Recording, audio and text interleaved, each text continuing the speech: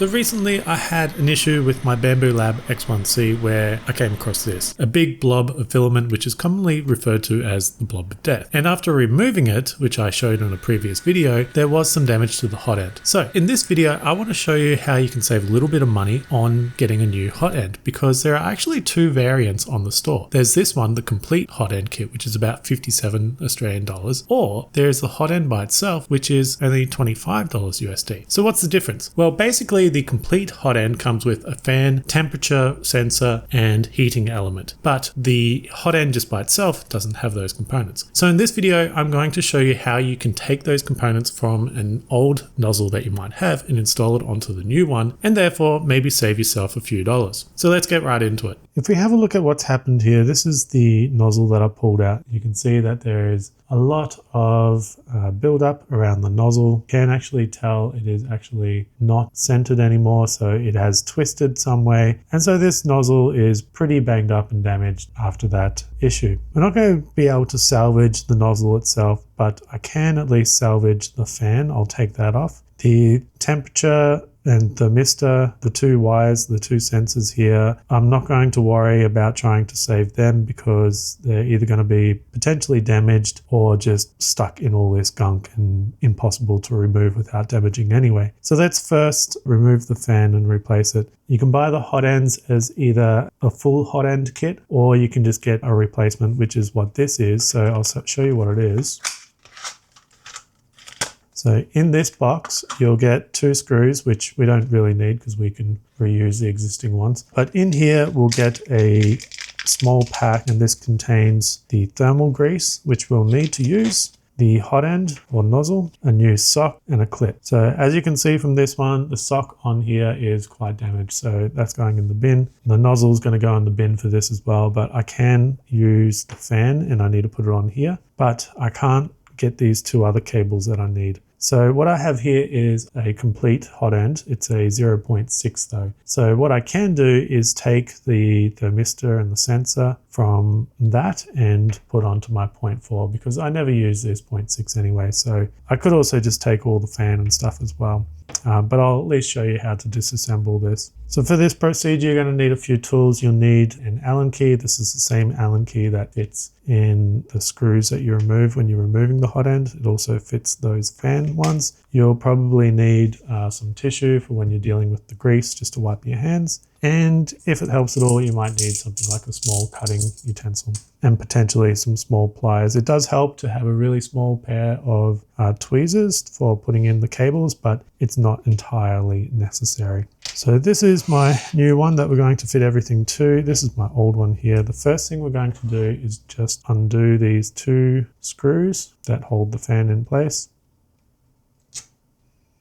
And the fan just comes off just like that. So we can reuse this. I don't think there's any damage to it. After the failure we have, it's good to inspect it just to make sure there's no filament built up in here. The fan spins, so this shouldn't have an issue. And just having a closer inspection of the hot end itself, you can see it's built up some dirt. So even doing some preventative maintenance from time to time to remove this sort of buildup can help as well. You can see the two cables that come through. I think it's the thermistor and the sensor. Now, I just can't take that clip off to pull these cables out, so I'm not going to bother trying.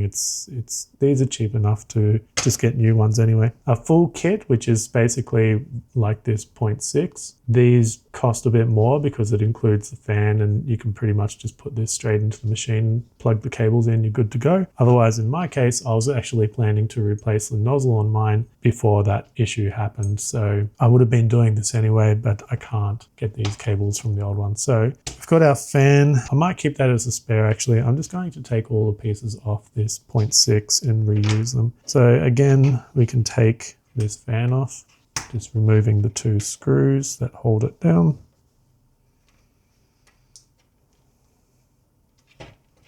So our fan then removes. Just be careful you're not pulling any cables unnecessarily. We're going to keep that fan. Just take note which way it goes. So it will be something like that with the kind of flat side fitting to the hot end itself. not the fan side. So you can kind of see the two sides. It has a sticker on the back where that goes on like that. Screws go through. And there's only 2 screws which go down to the bottom, so it's easy to see which way it aligns as well. Now the sock on the hot end, this simply just, you can just wriggle this off. Sometimes it can take a little bit of twisting, but it should come off like that. Inspect it for any damage. In the case of the replacement hot end, I actually have one, so I'm going to use the new one. We can put our fan over there, and we need to get these 2 cables. So you'll see this clip on here. All we need to do is just kind of wiggle that off, and all it's doing is just holding this thermistor down, which is what heats up the hot end. So just keep pulling it off like that. And then we have temperature reader here and our thermistor, what heats it up. The thermal grease is what transfers the heat into the actual hot end itself. You can carefully just remove it like that. Sometimes it does dry up a little bit and it might pull off. Just slide it off and it should come off. We'll give that a bit of a clean in a sec to get the old grease off. And then careful, because these temperature probes are really small and it goes into a really small hole on the side. So all you have to do is just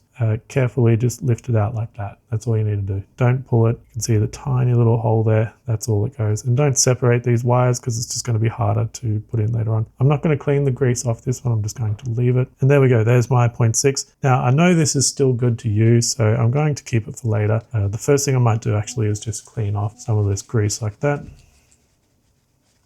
Make sure you don't touch your eyes or anything because this grease will really hurt your eyes.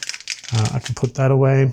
I might keep the sock for it as well, and I'll keep the clip as well. So I need these wires here. I need this wire, and I'm going to give this one a little bit of a clean because I'll put some new grease on that. So just carefully wipe it off. Try not to pull any wires. It may detach here, which you do not want. So a little bit of a clean. So there we go. We've got our temperature sensor reader, our thermistor, our 0.4, our new one, our clip, and our sock, and our fan, and our replacement grease. So the first thing we can do is get our thermal grease, which should come in our pack.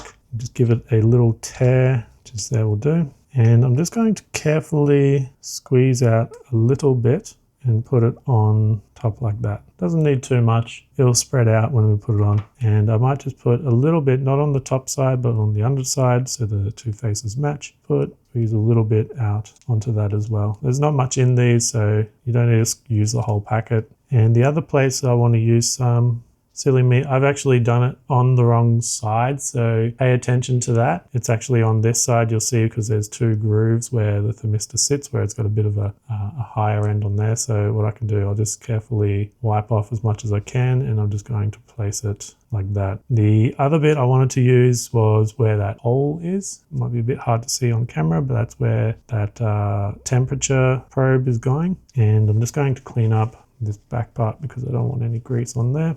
Okay, so the next thing is our temperature. We'll find the hole, and you can just kind of gently push that through. It doesn't take much. And then gently put the wires back along that path like that. Then we're going to take our thermistor and make sure it's the right way. And just place that on top. Rub it around a little bit so the grease can distribute.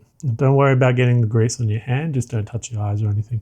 You can wear gloves as well if you want, which is probably a better safety precaution, but I'm not too concerned. So while this is holding in place, we get our little clip and we gently just sort of push that over. And there is a certain direction. You'll see this little bump on one side, and the temperature wire sort of sits within that bump so it doesn't get cut. So you can see the wire is sort of running in that section there. Quite hard to see on camera. I'll bring it a little closer. See there? See there's like a little groove. It's actually a little bit taller. So the wire can go through that part. And we just need to bring this up just a little bit. It doesn't need to go all the way, but that's enough, about midway. So that's nice and secure. We can then just tuck in our wire like that and give it a little bit of cleanup because I've got some grease there and a little bit on my fingers. So I'll just clean all that up, and that should be what it's looking like now. So the last thing we need to do is put the fan on. We've got our fan, making sure the 2 are on the bottom there.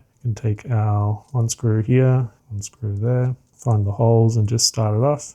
And then just tighten that down as well. And same for the other side. Try not to over tighten, just tighten enough until it stops. And there we go. So all our cables should be coming out the top of this direction. Our fans here, our 2 cables can also come out this way as well. They kind of just fold over the top like that and they'll go in the machine. And the final thing is our sock. So the sock has like this little groove just here, and that faces up because that's where the wires come out. It's obviously not that way. So you want that sock to go over that way. Sort of twist it a little bit so it's not pinching anywhere. Make sure the tip is clean, nothing's stuck on the end. Even just give it a little bit of a wipe if you want. And there we go. The hot end is ready to use and reinstall into the machine. So we're going to do that now. Now to finalize our installation, we need to reinstall our nozzle. So simply reverse the procedure of removing it. So wiggle it back in place and then put in the 2 fasteners and screw them back into place. You then need to connect the 3 connectors back to the main board of the hot end, and they should all just connect back together quite easily, and tuck the cable in behind the little hook, and then the cover will just snap on magnetically. Finally, turn the printer back on, run a test print, make sure it's all extruding and printing properly, and you should be back to good as new. So that's it. Hopefully you found some value in this video. If you did, please consider subscribing to the channel, like the video, and thanks for watching.